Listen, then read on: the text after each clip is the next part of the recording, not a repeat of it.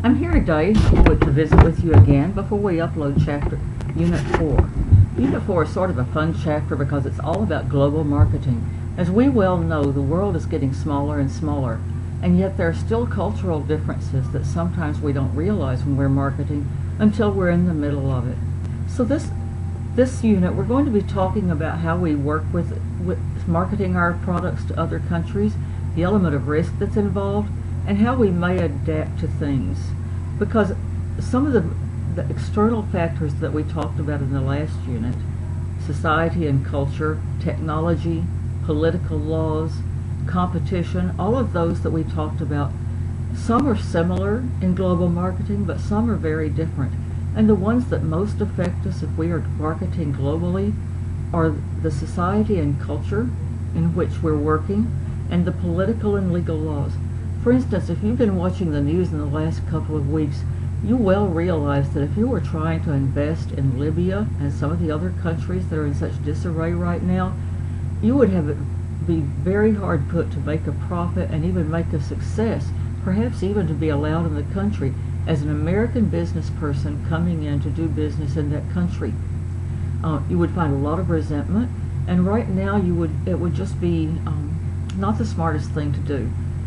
By the same token, many companies have been extremely successful working in other countries and adapting. And one example is McDonald's. In our creative meeting, I've asked you to talk about taking the product globally. We have around the corner from Zing, we have a hamburger stand that we really, really love, Geno's Burgers. And he took a Mediterranean cruise and absolutely fell in love with the area. So his bright idea is to go over and start a franchise of Geno's Burgers. He's going to run into a lot of challenges along the way. One is political and legal that prohibits certain amount of ownership in companies. Many companies require that all of their ownership be 100% local. So he is going to have to find a local partner to work with and actually own and just provide some of the recipes. He's also going to find that different countries have different values in what they eat and what they drink. For instance, McDonald's has been in India for some time and is trying to expand even more. And yet when we think of McDonald's, the primary thing we think about is hamburgers. But there's a challenge there for McDonald's because the vast majority of Indians are vegetarians, and those who do eat meat of any kind do not eat beef because the cow is considered sacred by their religions. So McDonald's has many other kinds of variations, and I've put a link in to their international website because we've enjoyed looking at with Geno, looking at the different adaptations McDonald's has made to fit the local culture. Another interesting adaptation has been in the Muslim countries. Those areas, the Muslim countries and Israel, do not eat pork in any kind, and yet they offer egg McMuffin with sausage. The difference is that sausage is made out of chicken.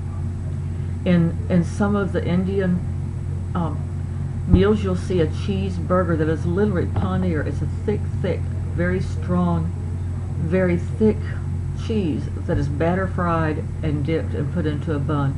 Take a look at the McDonald's website and see what you can do to suggest to Geno about how he might modify his product, because some companies go in standardized, and that may work with some things, but you really have to modify. You also have to look at language. Chevrolet has a wonderful little car that was very popular throughout the world, and they figured it would be an outstanding car to export to the Spanish-speaking countries. But it did not sell at all when they exported it to Mexico, even though it was a great car. And the primary reason is because the car's name was Nova, which means doesn't go in Spanish. No one is going to buy a car that says doesn't go. When they changed the name to Astra, which means star, it made a tremendous hit, and it's one of the most popular cars in Mexico. But they had to make that change, pull it from the market, and keep it off the market for a couple of years so people wouldn't continue to call it the Nova. Your job task this week seems simple enough because you don't have to do a whole lot, but it is not simple at all. I want you to write me a paragraph or so about the product that you plan to use in your marketing project. It can be anything of your choosing as long as it's family oriented. I say that because several years ago one of the students actually wanted to use a porn site that he and his wife were trying to develop as his marketing project, and I absolutely quelled that idea. It can be a business that you own already, or as one of you is wanting to do, is to reopen a business that your grandmother had at one time, a very successful business. It can be that business. It can be something you work in now, or something you have a dream of opening. So take a few minutes, think about it, and look at the strengths and weaknesses that we were talking about, and opportunities and threats that may keep you from doing that or may help you along.